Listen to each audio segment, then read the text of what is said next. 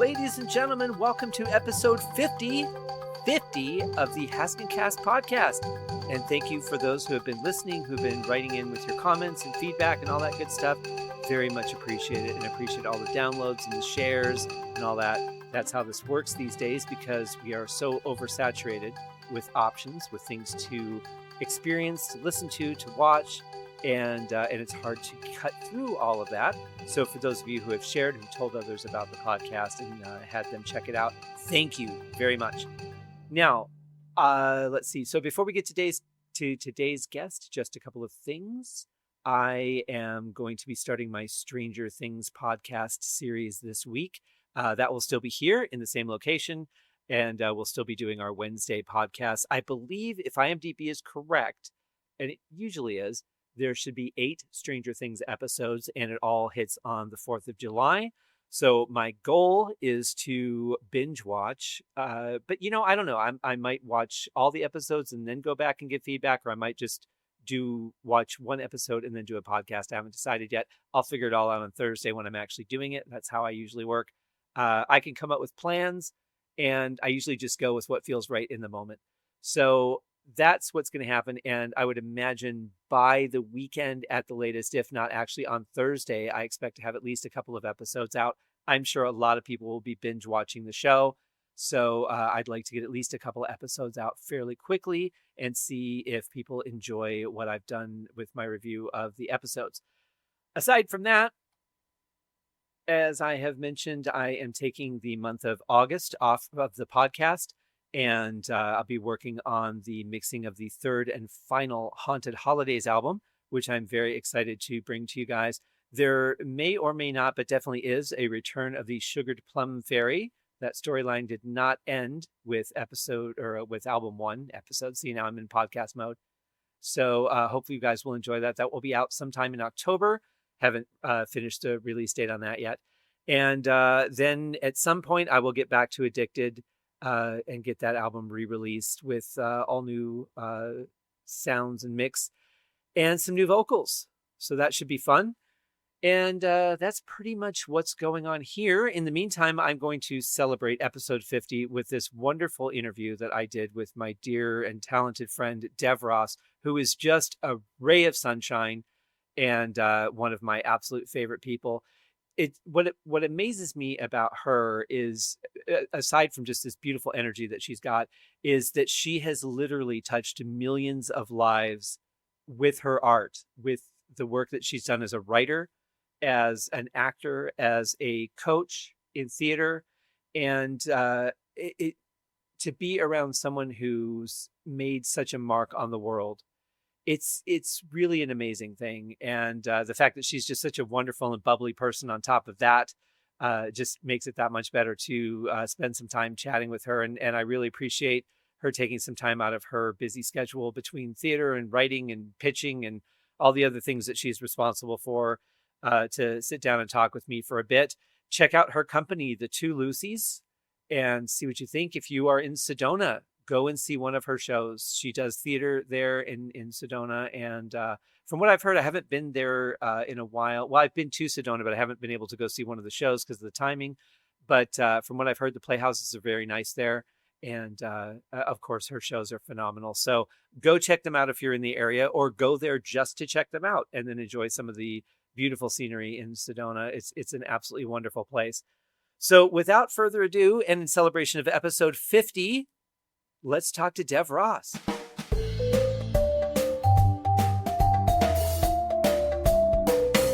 All right, folks, I am really excited to bring on our next guest, who I've known for a few years, one of the most wonderful and talented people I've ever met, and I'm very honored to call her my friend, Dev Ross. Dev, how are you doing today? I'm very good. I'm full of excitement because I'm going to go to Italy. Ciao, Bella. And this is the first time. Yeah, and I plan to eat my way from the north to the south. Yeah. If you don't get to do that, then come to Vegas, because the MGM The Park has just opened a new place called Italy, which is little shops and restaurants that's all done in Italian. Okay. It's really cute. Yeah. If I don't get to Italy, I'll go there by default. But there you go. All right. So we talked about this a little bit before we started recording, but how do you go to a new place where it's going to be a lot of sensory overload, but not still work while you're there? How does someone like you take a vacation? Well, I don't, but my work is my vacation. So what will happen is that I'll meet people and then I start talking to them and hearing their lives. And then before I know it, they're a character in the movie that is in my head. And I do that constantly. And then I just secret it away. There's always situations, so many things that are in my scripts now are all, so much of it is things that I've explored, people that I've met, locations I've been in. You know, as a writer, you just store it all up. So it's you're never not working, but it's fun, you know. Mm-hmm. Yeah, I get people telling me things like, you should go travel the world, you should go take a cruise. And like, I don't want to, though. I enjoy what I do so much that is my vacation, is my own life. Well, I so get what you're saying, because people are going, I can't believe you've never been to Europe. You've never been to Europe. And for me, I started working professionally when I was 18 years old, and I was touring by, my first equity tour at 21, and I loved what I did so much that I didn't go anywhere. Mm-hmm. And I kind of regret it now that I haven't seen more places. But my work, I worked in South Korea in their entertainment industry, in their television industry. I was able to go to Mexico and work with Telemundo, in Mexico City. And, there were great experiences, and I got to see the places through the people that lived there. And, I was just in the South, in Arkansas, on a project, and I went to so many incredible places and had so many incredible experiences, and it was like a vacation, but I was working. So, I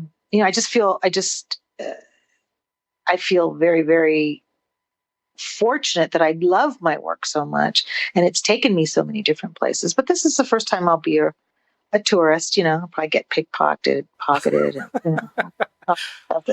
I have heard that in Italy there are some amazing cannoli stands, and that if you go to Italy, you have to try one. Like I said, eating my way. I've been on the keto diet, for the last month, so I could lose enough weight that I can gain it there, because I'm going to eat it. So you're just prepping. You're vacation prepping. Yeah, they might have to ship me home rather than fly me home. I might have to come back on a boat because I'll be so fat. Well, as long as you enjoy it, though, and you experience some new things, that should be fun. Yeah. I've heard that even the pasta is so much different from what we have here, unless it's homemade, that it's just a completely different eating experience. Yeah, that's what everybody has told me. So, oh my God. I'm excited for you. If you hear that, that's my stomach growling. Oh, okay. Yeah. So let's, I know you're probably sick and tired of talking about your own history, but let's talk about your history. You got started in improv. Was that your first foray into entertainment? Well, I did a lot of other stuff. Right out of college, I got hired into the largest children's theater company in the United States, and I started touring and doing shows via them. So that was my first professional experience. But as I was working, I needed, you perform for one young audience, and it's wonderful, but sometimes it's just not enough. And so I did a lot of theater at night, and I got into improv, and I was with a group called All Those Women. And so there was just women, and we did comedy improv, and I got to be on stage with Robin Williams to do something one time, and that was that was quite an experience.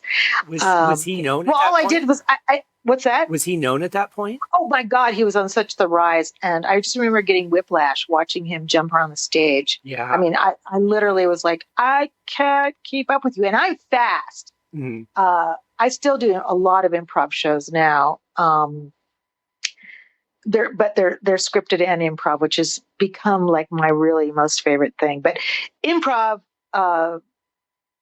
really has informed everything I have done since. I approach everything from my training in improv, which is that moment to moment work, but not getting too attached to an idea, really listening to what's being said to you so that you are really fed and open to new possibilities in your work. It has informed everything. So one of the things I do now is in my company, the Two Lucy's, we put on musical murder mysteries. Ooh. And they're very, very successful. And they're partially scripted, but then our audiences are always so diverse that whoever is in the audience helps shape the show, and we interact with them so much, and it changes the storyline. But we also know that we have to get back to a certain storyline, so maybe we'll do it circuitously, and then it's also musical, so it's pretty crazy. So, and even when I just finished writing a pilot, and I'll set stuff up, and then I tell the characters in my head, go, take it. And then I'm listening to their dialogue, and then I just edit it, and write it down, and take all the credit. So yeah, right. There you go. So yeah, yes, improv, love it. I suggest that anybody who wants to act or write, or just get out of their box, take an improv class, and they have them everywhere now. I got to train with some really great people and perform with some really great people. I went to the Dirty South and performed on stage with 50 other improv groups, and I saw the Upright Citizens Brigade, and oh my God, I just was exposed to some of the most amazing people. And I don't do straight improv anymore, other than teach it. I do teach a class, but because I really like anyways, scripted improv, where there's part of it that's scripted. It's like Tony and Tina's wedding or something like that. Right. I actually got to see that right before they reopened, and I was blown away by the amount of improv that goes into that show. You really have to roll with the audience. And they one of the ladies even tried to get me to interact, and kicked out of the dinner one of her fellow cast members. And I'm like, I don't really know how much I can get involved here. But I would imagine there are people, especially because they do serve alcohol, there are probably people that would just jump in and go, you need to leave. And they have to be able to roll with that, because that character still has to be in the room for things that happen later. Oh yeah. There's been so many things that have happened with me, especially with drunken patronage, that what I'll do is I do my rewind. And like, I've gone up to somebody who's drunk, and some unsavory things have happened, and then I just do a rewind, and I move backwards and talk backwards, and then move back to the right before I went up to them, and then make another choice. Thank God for improv. Thank God for improv, that you can always make a new choice. But I love it. Well, I feel too, like, skills that you learn doing improv can help you with so many other aspects of not just entertainment, but life itself. Like, people, absolutely. People tend to tell me that I'm quick-witted, but I wasn't until I spent, 4 years working with 60 rock and roll musicians, where you just have to learn to respond very quickly. And then now that's a skill that I have, and I can take that to coming up with ideas when I do writing. I would imagine that has really helped you be more expedient. I'm known in the business for being very quick. If you need a rewrite and something, you need a script doctor. I'm hired a lot because I'm quick. People wonder why I'm so quick. Well, some people's brain works this way, and some people's don't. And this is a scientific fact. But for some reason, my frontal lobe takes in information a mile a minute, and I'm able to put disparate things together and spit them out. And my partner yesterday, we were brainstorming, and she says, well, what if this? And I went, oh, well, do this. And she was like, what? I hate you. That's brilliant. How did you do that? And I just said, it's just the way my brain works. I just associate things. Honestly, not everybody's brain works that way. And maybe they work in a more linear fashion that just works for them. I mean, she's very linear and I'm very modular in my thinking. And it just works out that together we just really create some wonderful stuff. But I need her linear thinking. Right. And she needs my modular thinking. So, but even if you don't have our kind of brains, improv is still so great to just forces you to listen, because so many of us don't. Right. Forces you to listen, and forces you to not be so stuck on your way, and forces you to release control and flow. And if you can give into that, it's one of the best experiences in the world, because you're so surprised with the outcome. Yeah, I would absolutely agree with that. And I think you bring up a really good point about people not listening. I feel like in today's world, people listen until they hear something they don't like, and then they stop listening and start forming a rebuttal and miss everything else the person says. Exactly. Like, we don't have conversations anymore. Well, that's true. And I think it might have the possibility that it's been true for as long as communication has begun, because, we're still instinctual animals. We haven't evolved that much. And we have our survival instinct to survive or to survive better. Mm-hmm. And so we're always trying to be on top. So we might be listening to somebody, but we're already figuring out our rebuttal or how we can be right. We have a huge stake at being right. Right. And so, and doesn't mean we're bad. It just means that that's all part of our evolution. And we're now at that crux that tipping point where we can say, yeah, I know that I want to respond. I know that I'm already thinking about what I want to say, and I want to be right, or I want my idea to win, or what, blah, blah. But I'm going to check that. And I'm going to really go back and focus and listen. And it's literally something I have to do all the time. I always have to check myself constantly. It's getting easier. That's good. And I do it less than I've done before, but I will run over other people in a conversation in a hot New York minute. I bulldoze right over them. What'd you say? Right. No, listen to this. So I have to really consciously say, check it, Deb, check it, listen. But being conscious of it and doing that to retrain your brain really is the first step to overcoming that sort of ego side of ourselves. That's how we progress as a society as opposed to as an individual. Exactly. And you know what? It could be, if you want to rephrase it and say it's totally selfish. In some ways, if you want to just go, well, what's in it for me? I'll tell you what's in it for you. You check yourself and you really listen to what other people have to say, their ideas, their contributions.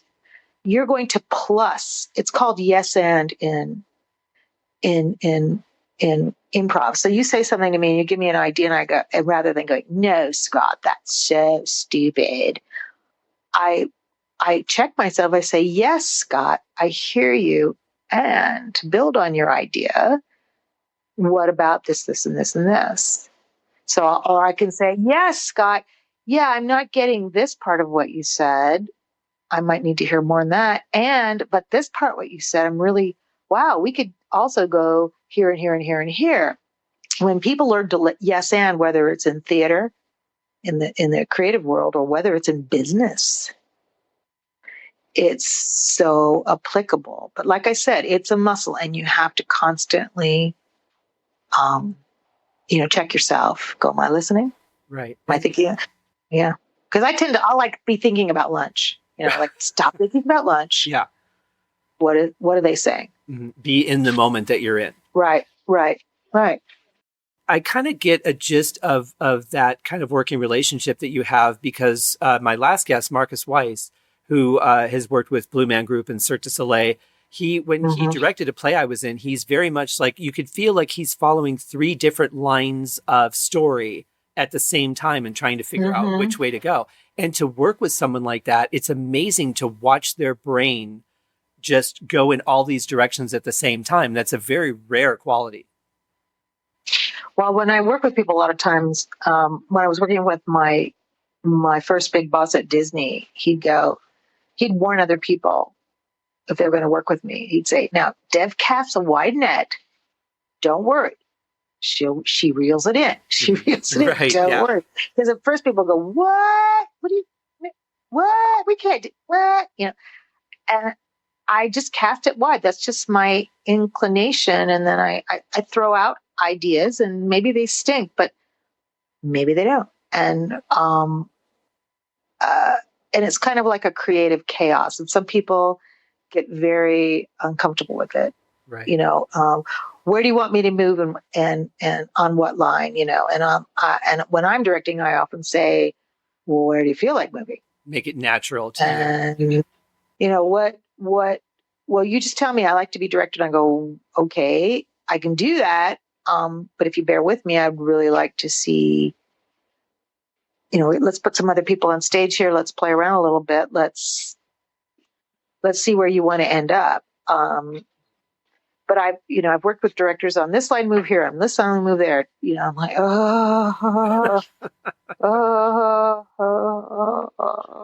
Yeah, well, that kills the joy and the enjoyment of even doing it, doesn't it?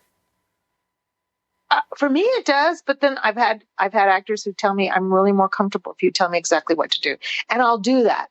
I actually can do that. In fact, I'll get up on stage and show them how to do it and how I would say the line, because that's Right. what I can do. Yeah. But I would prefer not to. Yeah. And I've worked with wonderful actors who just calmly tell me, "Please tell me exactly what you want." Okay. I would prefer that they show me what's in their inclination, but it's just all good. But I think you end up gravitating. I work with my husband a lot. I write stuff, and then he directs it, and we work together, rewriting and molding, and because he asks all those questions. Mm-hmm. Right. He doesn't. Nothing's firm. We keep molding and shaping, and we've gone through the last show that I wrote, Hot Flashes on the Trail. We went through 3 different productions of it. The third production ending up to be quite different than the first production, because we just nothing, thing. And and if I do a 4th production, I'm sure it'll change again. Right. Because of nothing set in stone. It's a living, breathing piece, Anyways, I'm ranting on. What else? But you bring up a good point, because the difference between theater and film, whether it be television Mm-hmm. or like a theatrical release, Mm-hmm. is that those are final products. When they're done Right. and edited, they're done until Right. 20 years later when somebody comes along and does a horrible remake. But when it's theater, you could change every night. You could change every scene. You could take out a scene. You could add a scene. You could do anything you want, because it's new and being performed fresh every night. Yeah, that's why I love theater.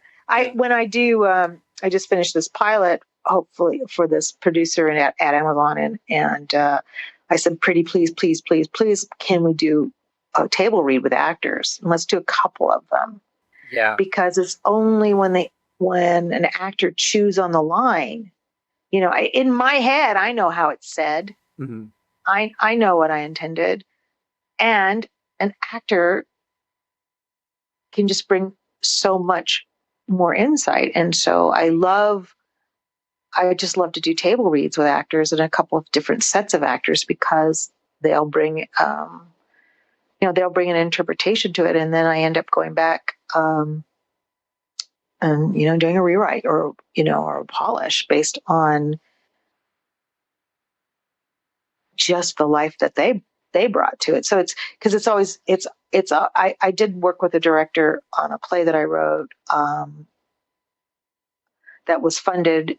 It was pre-funded. I was hired and went on tour, and I kept saying to her, I would really like to be at the rehearsals, because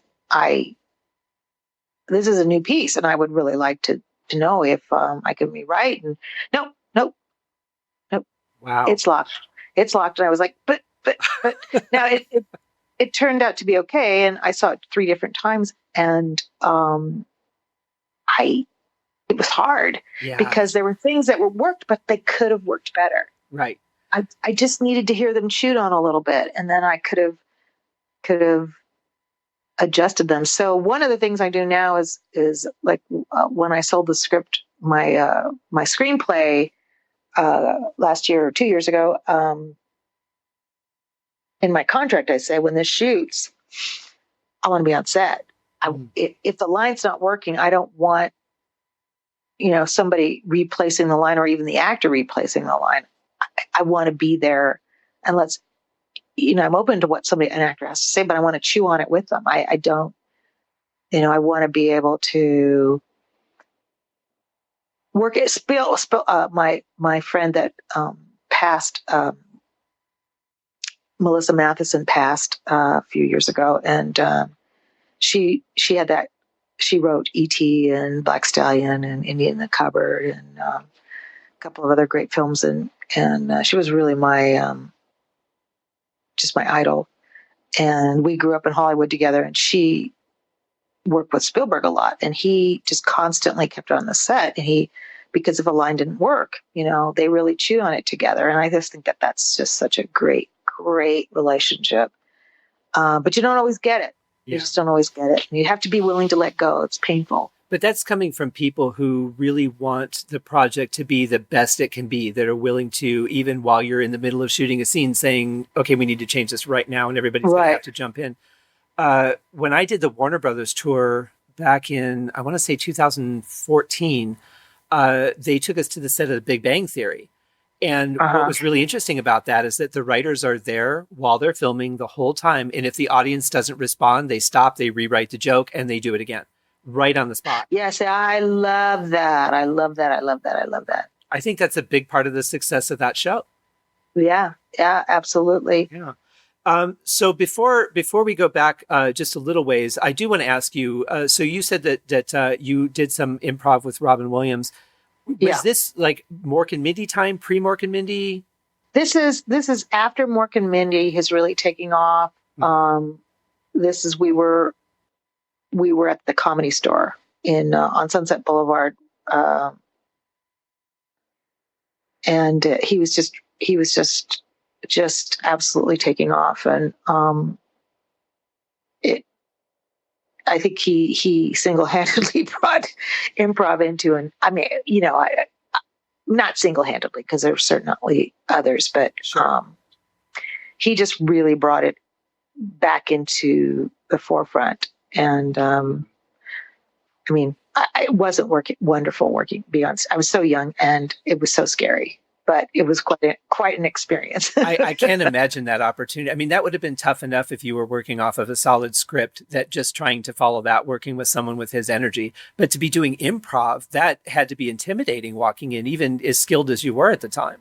Well, I was still pretty young. I mean, I wish he was alive. I'd get back on stage with him in a hot New York minute. Go, bring it on, Robbie. Let's go. Now I've been doing it for a while. Yeah. But back then I was just like, I think I wet my pants. I mean, I was just like, literally. Yeah. And by the way, I have wet my pants on stage before. So, well, I'm not going to say I have. I don't think I have, but it could have happened.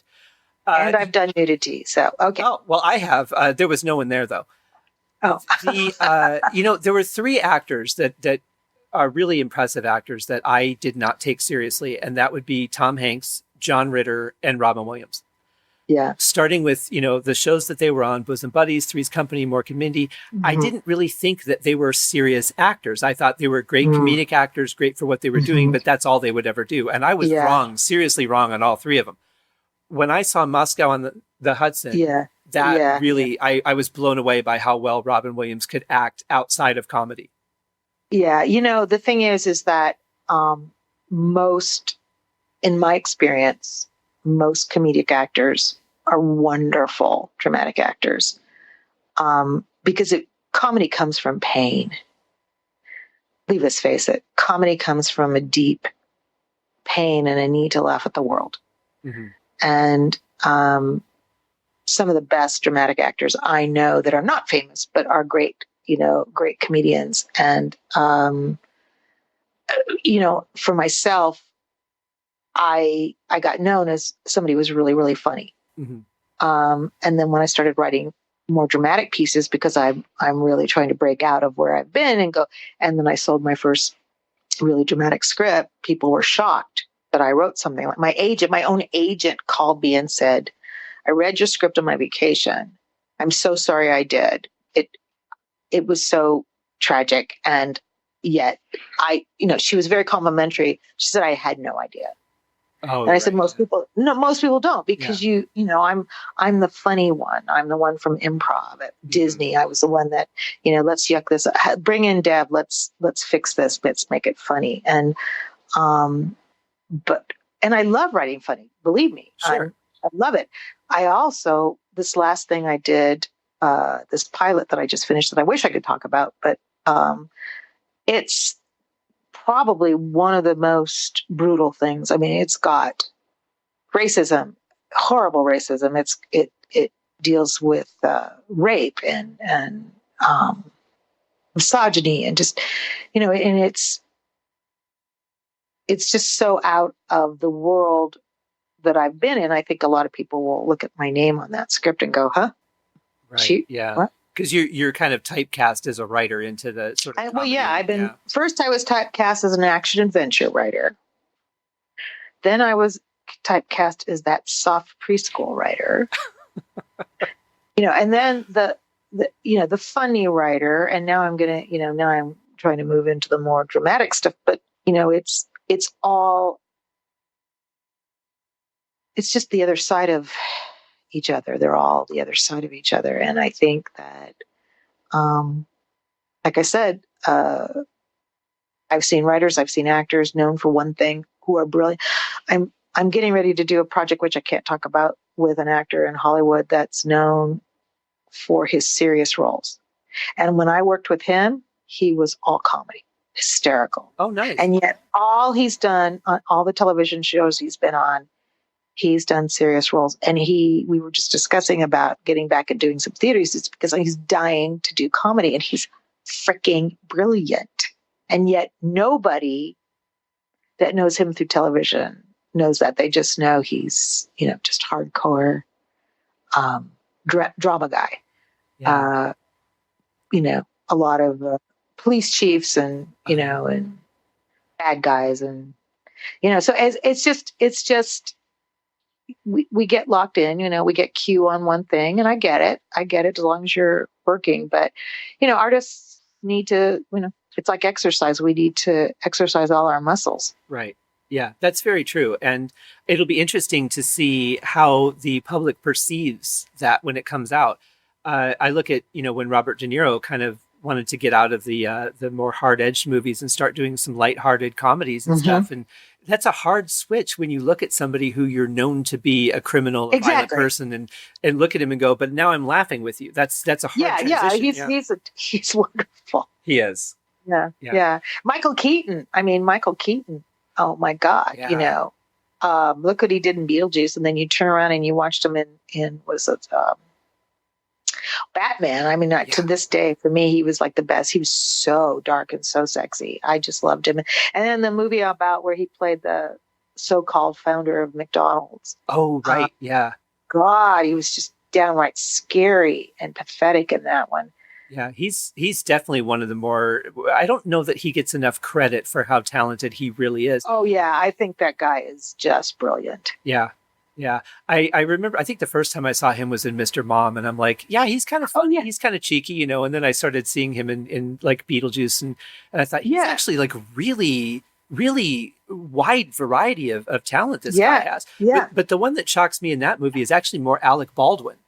Because he always plays like the uptight banker guy, the successful guy.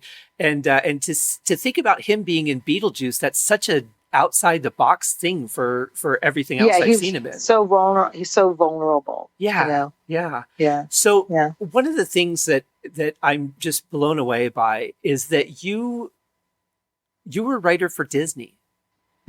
And you were an early writer for Disney. Am I wrong in thinking that you were the first female staff writer on their staff?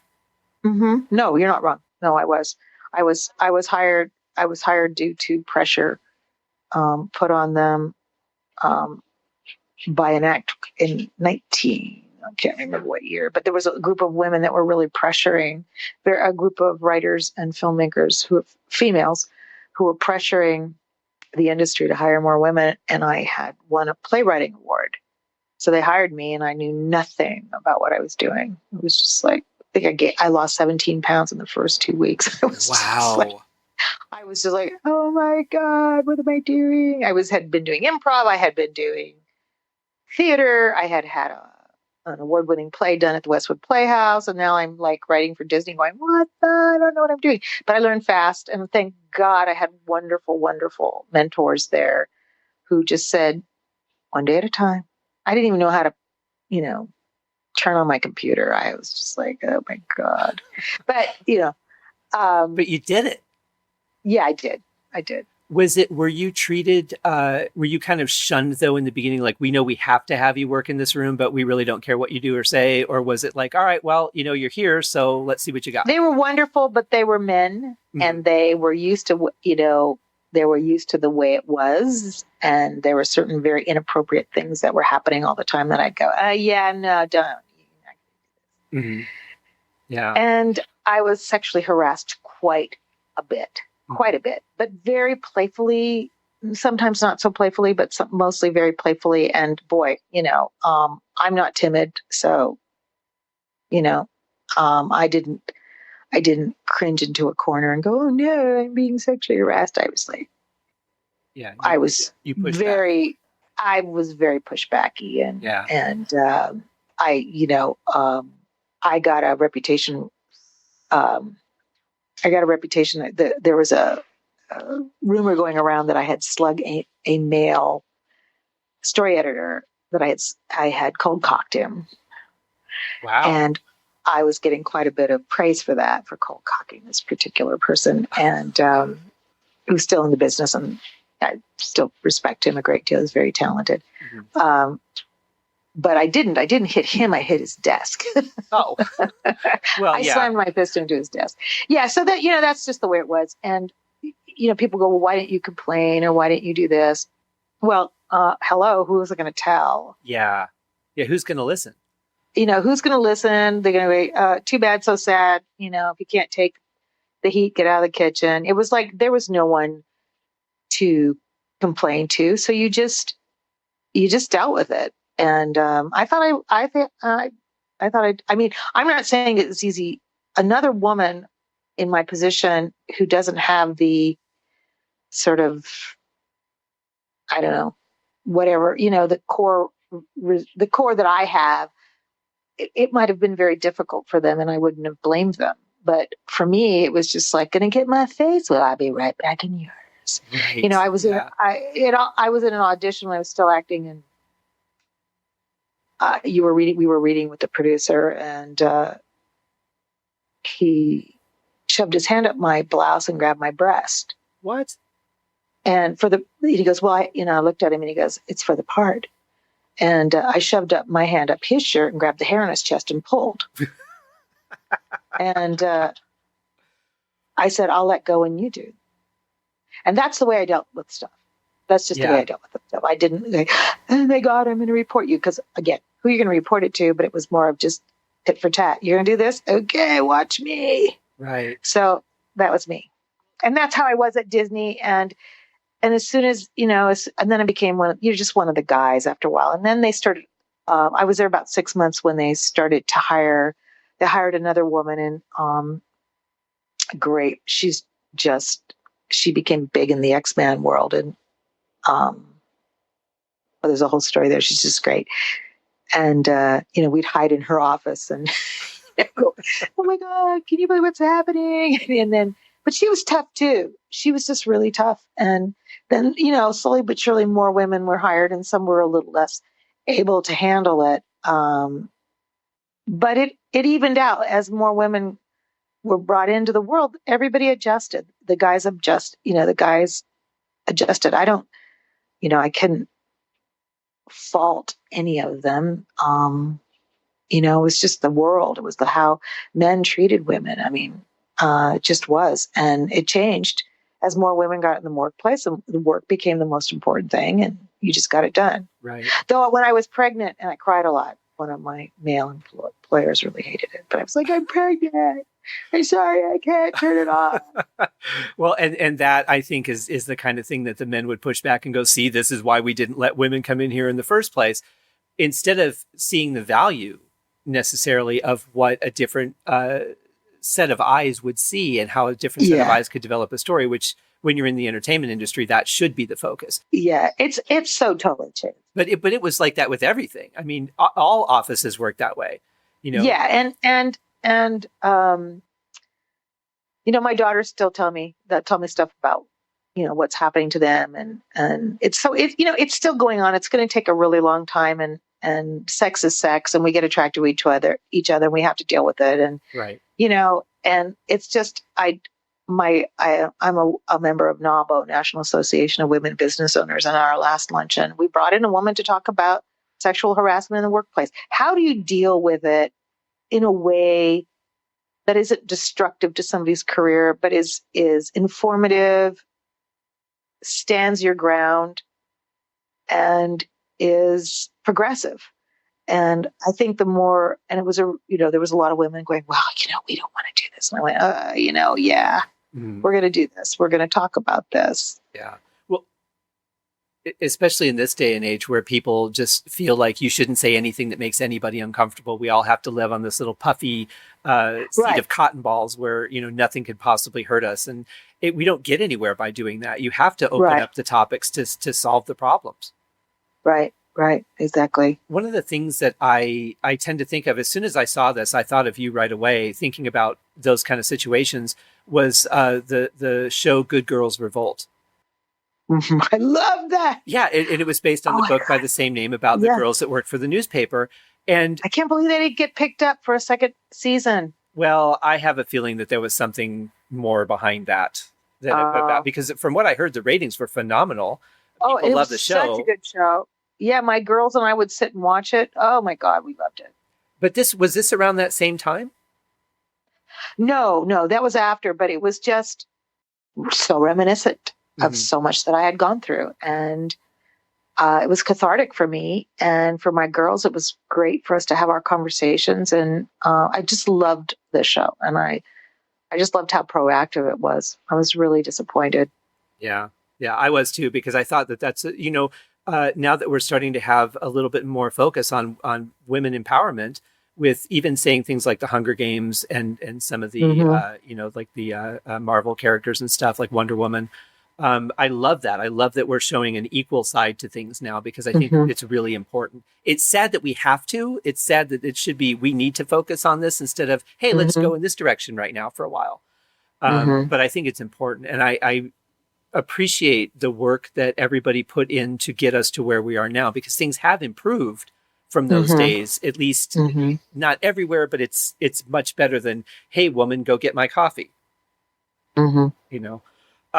So you worked for Disney for a while, and then you wrote the Land Before Time series. How did that come about?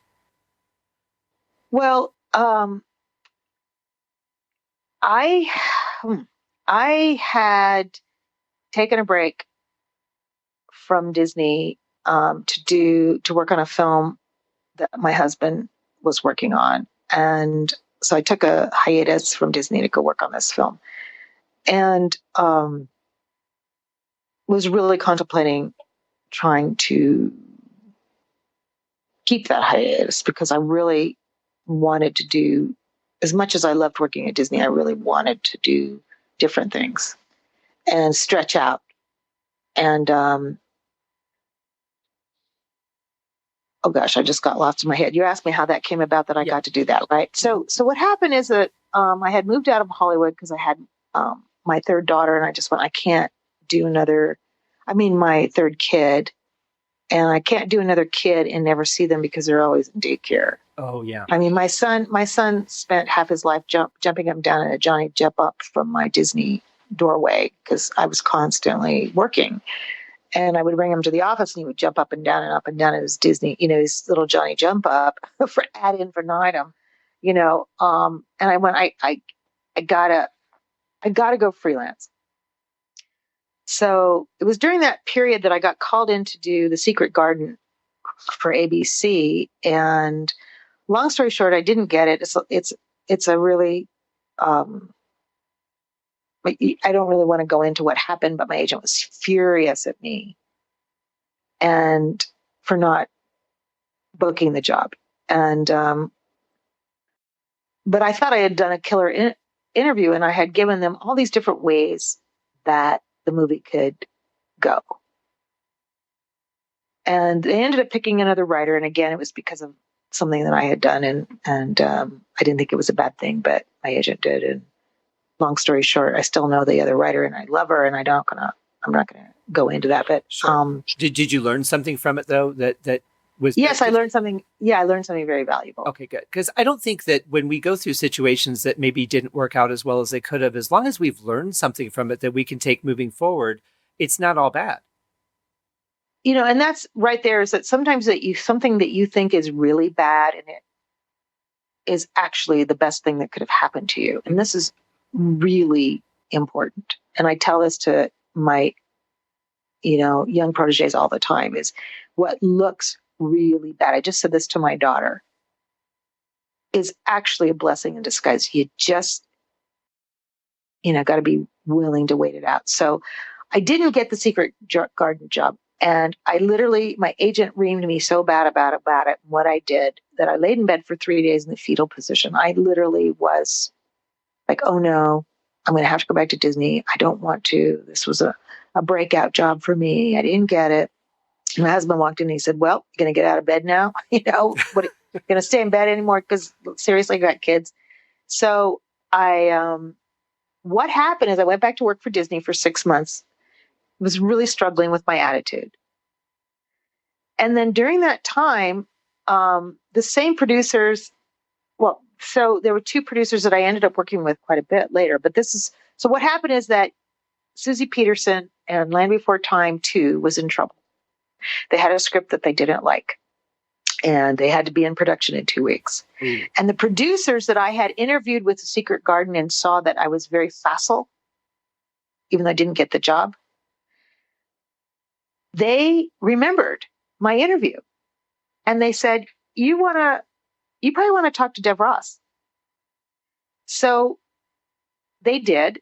I went and I pitched to a room full of people, because I went, okay, yeah, you're right. The script's not working. Here's what I do. Or you could do this or this or this or this and this, but here's what I would do, blah, blah, blah, blah, blah. And they went, great. Have this done in 2 weeks and we'll pay you $25,000. Wow. About then, that was a lot, And I went, done. I would hope so. And yeah. I literally rewrote the script in 2 weeks, and then they hired me for 4 more. Nice. And it happened 6 months after the Secret Garden ABC debacle had happened. And it was because they remembered me, remembered my attitude, and recommended me for the job. So Secret Garden would have been one job. Right. And, who knows what else, but this ended up to go from ABC to Universal to, not only did I do a bunch of Land Before Times, but I ended up doing Balto, the sequel to Balto the Wolf Dog. And, it just turned into a wonderful thing from something that I didn't get out of bed for 3 days. Yeah. Well, but I think the real key here is that you kept a good attitude with the people that saw you. Even though you didn't get the job, you didn't go back at them and go, hey, why didn't I get this? You didn't attack them or anything. You kept everything good. They liked you. They might not have thought that you were right for that particular thing, but they obviously got a good enough impression on you to pass along to somebody else for a very stressful situation. Yeah. I mean, and ultimately it was for the Secret Garden job. It was down between me and another writer. And what happened is I said, oh, it's so-and-so and so-and-so. Oh, I'm in good company. She's a great writer. And when they couldn't decide between the two of us, they said, well, even Dev said she's a great writer. So they picked her. Mm-hmm. And she's a great writer. Yeah. She is. And I think she was, she did a great job. And, but the production itself became very mired in problems, and I went on, and it just worked out better for me. Yeah. And my agent said, well, how could you, why would you ever compliment another writer? And I said, because, well, you're up against so-and-so. Oh, hey, I'm in good company. She's a great writer. Good. I just refuse. I just refuse to go there, to badmouth. So my agent was furious at me, and I just said, well, then I can't. And then, but yet he was not so furious at me when I ended up booking, 6 other jobs. Oh, from sure. it. Yeah. Right. Because obviously they care about you, but they care about how much money you can make them because that's sure. their business, and I get that. I made him a shitload of money. Yeah. So, and stuff like that is continually happening to me. Why did that happen? I have to constantly remember, no, it happened. Yeah. And I can tell myself a very bad story about it, or I can say the story's not done. Sure. And, we don't know. You throw the seeds out there. Some of them grow, some of them don't. You can't look back, and you just keep moving forward. That's right. And that's what I learned from that. And I've struggled ever since, because I still go, you bore me. No, check yourself, Dev. Yeah. Check yourself. Let it go. Move on. I can understand it being devastated. A lot of us, when we see a potential project that could be a career changer for us, especially if we're in kind of a desperate situation, either financially or because we want to get out of or not go back to a job that we could have, it's like, okay, finally, thank you, Jesus. This is the thing I've been waiting for. And then it doesn't work out. And it's devastating because you don't know where the next thing is going to come from. So I can understand having that reaction. But I'm glad that you picked yourself up, Oh yeah. It's human. It's human. And I think you have to experience what you experience. The thing is that, you've got to have the soul of a fairy and the hide of a rhinoceros to be in this business. And my skin has toughened. I still have the soul of a fairy. Oh, come on, let's do a show. Let's work together. It'll be beautiful. But my hide has toughened.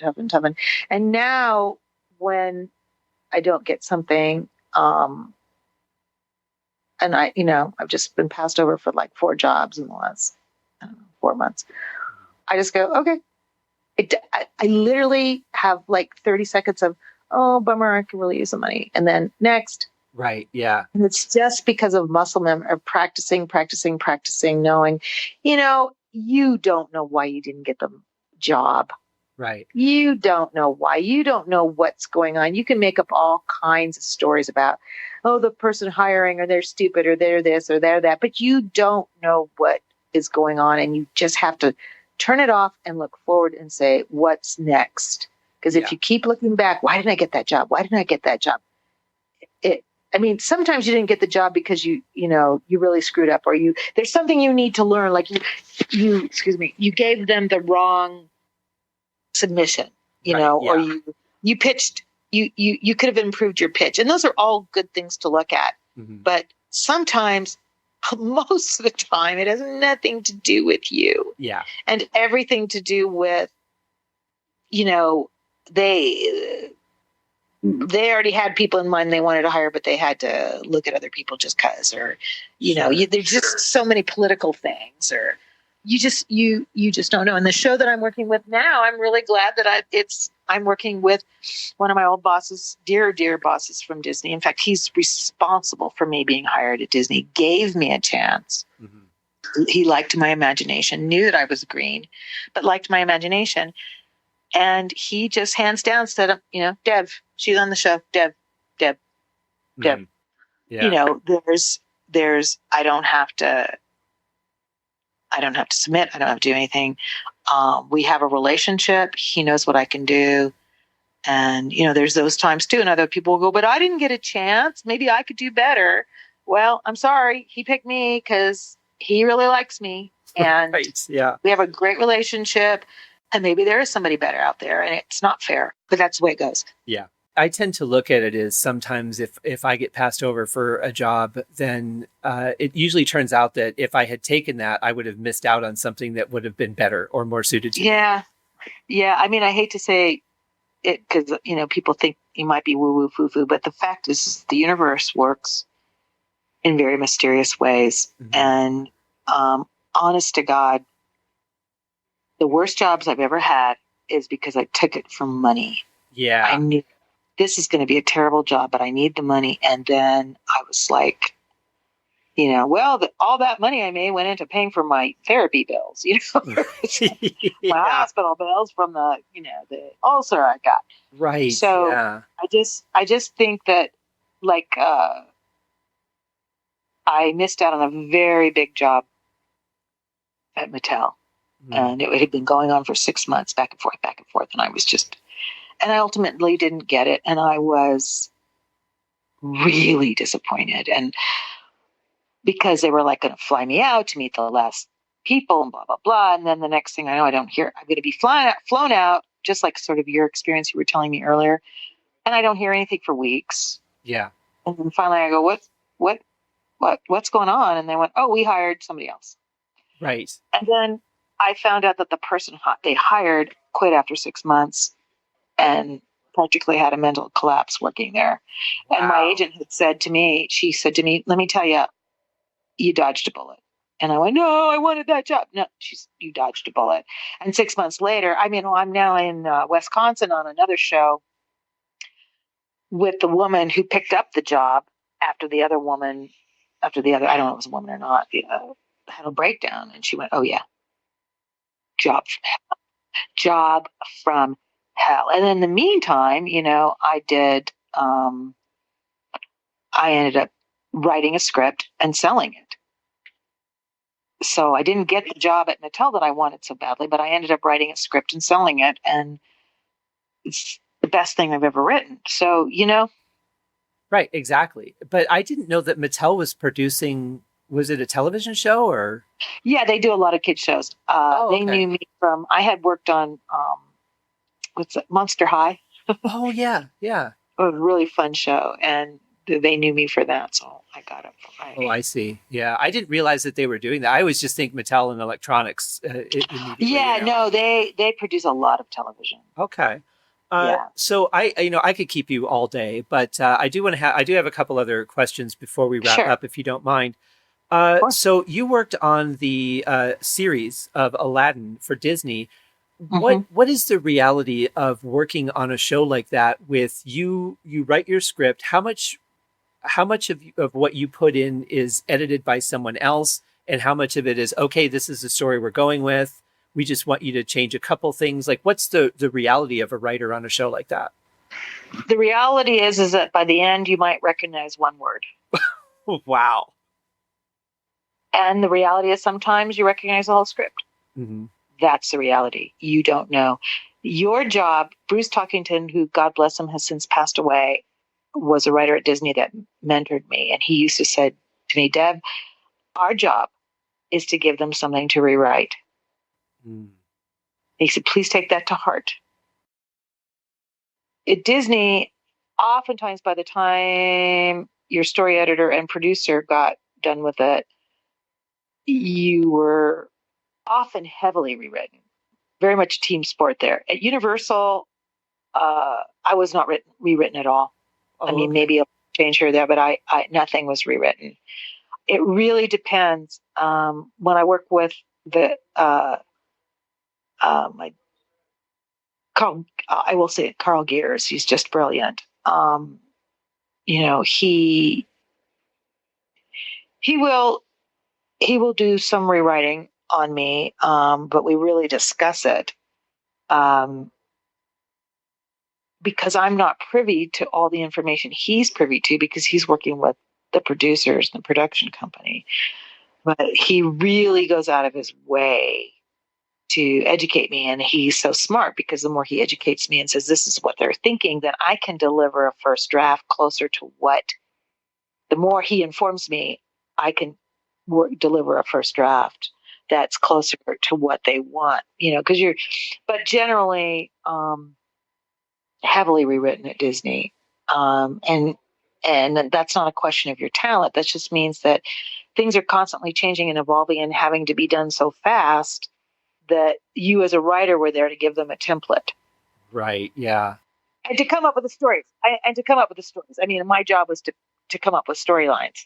But if you go into it with the attitude of knowing that you're just giving them, here's your basic Legos, and here's the colors I think you should use. You go ahead and put it together the way you want. Then it's a lot easier to take as an artist than, oh my God, look at what they did to my story. Yeah, yeah. And there were writers that really had a hard time with that and really struggled with that. And then at first I was like, weird. I liked it better the way I did it. And Bruce would always say, Deb, what's your job?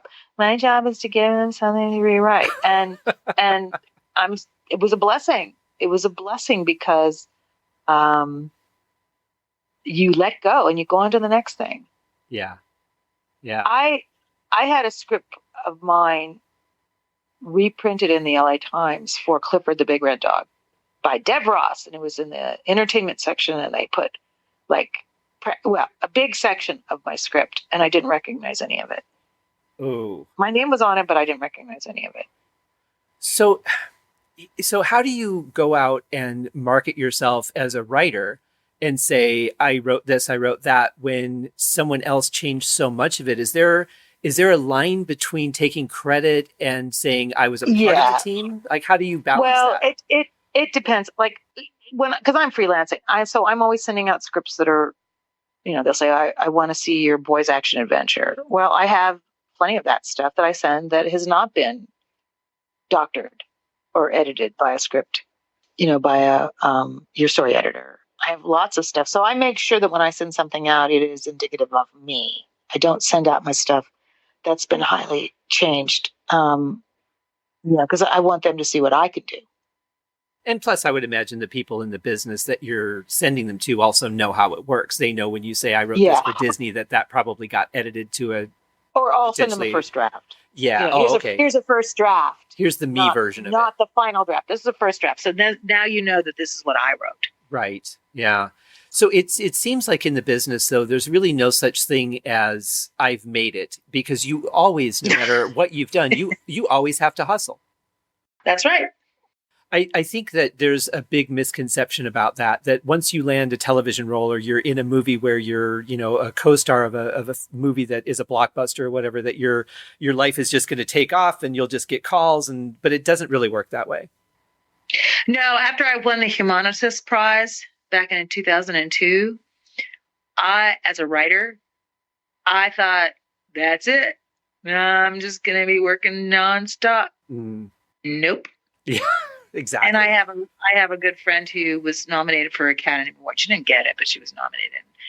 She said the same thing. Well, I was nominated. I'm just going to get all these roles. Nope. Yeah. Yeah. I mean, there's probably 1% of the people that really can say that they don't have to work for work anymore. I would imagine. I don't know anything factually about this, but just imagining, I would think somebody like Tom Hanks would not have a hard time getting a role because he's shown a great amount of versatility. He's shown that he can complete projects. And he's got cute. People are going to come because it's Tom Hanks. Exactly. So, but he's probably in the extreme minority of people that I wouldn't imagine would really have to work that hard to get work, other than just say, hey, if you got anything, let me know. But he's, he's doing his own producing now. He's producing television. Exactly. Because he knows that there's a generation of people that are coming up now that don't know who Tom Hanks is. Yeah, that's so weird for me. It really is. But so my last question for you, and this veers completely away from entertainment, because you talk about this a lot, and you talk about the state of the earth when it comes to conservation and our use of plastics and things like that. And, I'm a big proponent of that myself. But my question for you is, I get that we want to get away from manufacturing plastics, but it seems like we really have a lot of work to do to repurpose things before we can stop manufacturing plastics, even down to, say, going to a restaurant and getting a ketchup packet, or maybe the wax papers that we use for the burger that you might get at McDonald's. Do you think that might really be the starting place to circumvent the need for plastic and then stop manufacturing it? Or should we do it the other way? I really think it starts with the individual. And when I go to a restaurant, I bring my own carry-out containers. They always look at me like I'm nuts. Some of them have started to thank me. Good. Because and people look at me and I'm thinking, all I do, and I've actually got other people slowly but surely to carry their own metal straws, to carry their own takeouts, to use cloth bags. It starts with the consumer, right? And if if all of a sudden grocery bags are building up at the, plastic grocery bags are building up at the store because nobody's taking them, then the industry takes notice and goes, oh, well, we need to change. But until then, it's supply and demand. Right.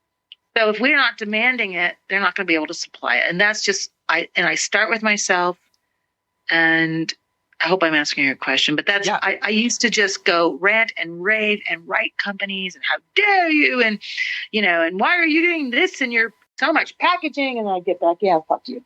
Right. This is what our customers want.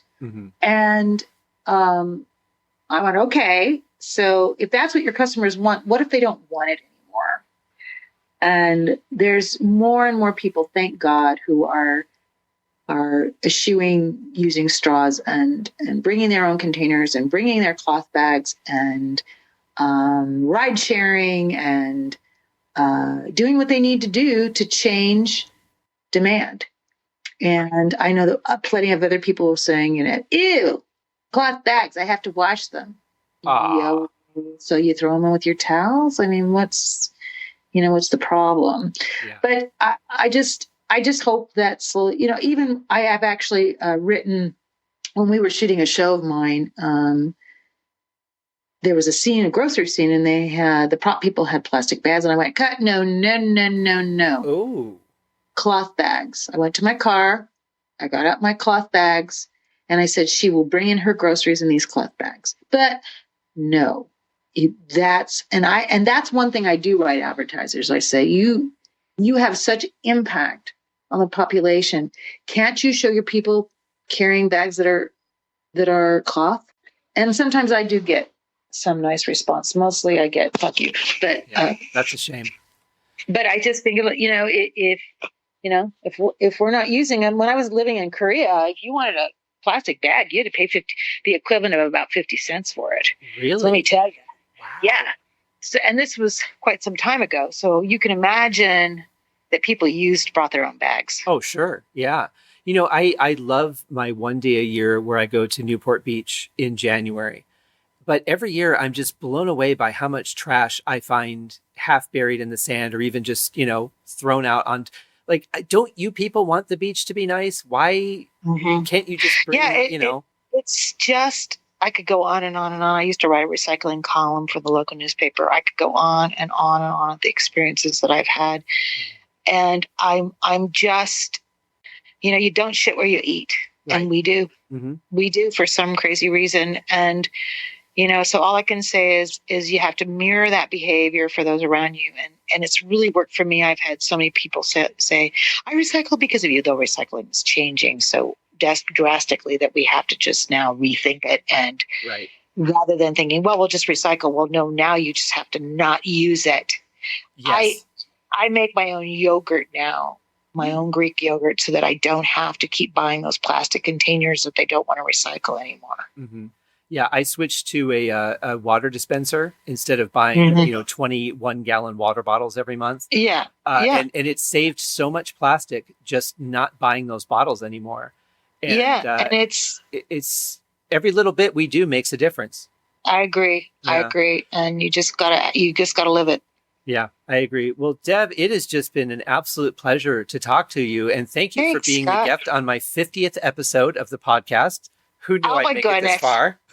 Oh my goodness. But I just, you're one of the most fearless people that I've known. And I really admire that about you. And I love that you're doing different things. You're reinventing yourself all the time. You see opportunities and you go for them, because I think one of the biggest reasons that people aren't successful is because they're just afraid to go for things. And it's hard. Sure. It's hard. No, it's hard. And no one should misconstrue that. It's hard, and it just takes everything. And if it's too hard for you, then it's probably not for you. Exactly. And go find your bliss. Yes, but if you don't ask for things, nothing ever happens. So, exactly. For me, I would rather at least end up in a nursing home with an IV of lasagna going, I did everything I could. Absolutely. Versus staring out the window going, what if I would have tried harder? Right. Exactly. You know? Well, exactly. Deb, you keep in touch. Let us know when these projects release so that all these things that you can't talk about, we can talk about. Okay. You got it. Thanks, Deb. You take care. Bye, Scott. Bye-bye.